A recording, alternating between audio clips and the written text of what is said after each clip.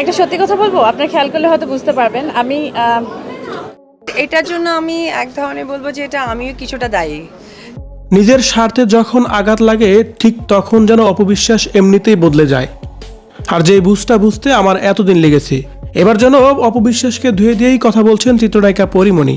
Viewers, Pori Moni অপবিশ্বাসকে নিয়ে কি বলছে জানতে সম্পূর্ণ ভিডিওটি দেখে সঙ্গেই থাকুন।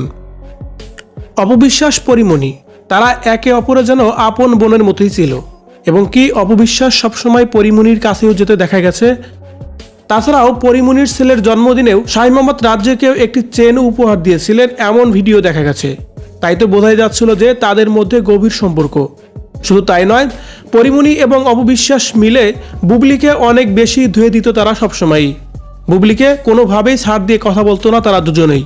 একজনকে নিয়ে কোনো কিছু বললে দুজনেই সেই কথার উত্তর দিত বুবলিকে ঘিরে। আর তারাই যেন একে অপরের এখন শত্রু হয়ে দাঁড়িয়েছে। তেমনটি দেখা যাচ্ছে সম্প্রতি সময়ে চিত্রনায়িকা পরিমণি অপবিশ্বাসকে পরগাছা উকুন বলেও সম্বোধন করেছেন।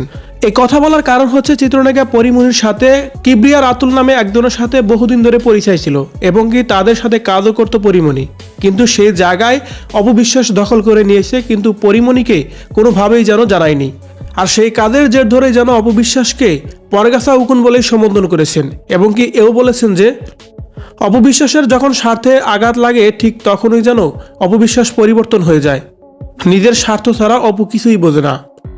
আর তাই তো সোশ্যাল মিডিয়ায় এখন অপু এবং পরিমণিকে নিয়ে চলছে অনেক বেশি আলোচনা সমালোচনা।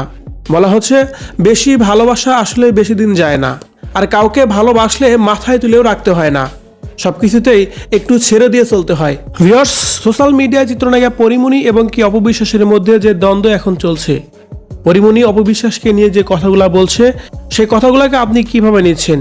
অপবিশ্বাসকে নিয়ে যদি আপনার কোনো মতামত থেকে থাকে কমেন্ট করে জানিয়ে দিন কমেন্ট বক্সে।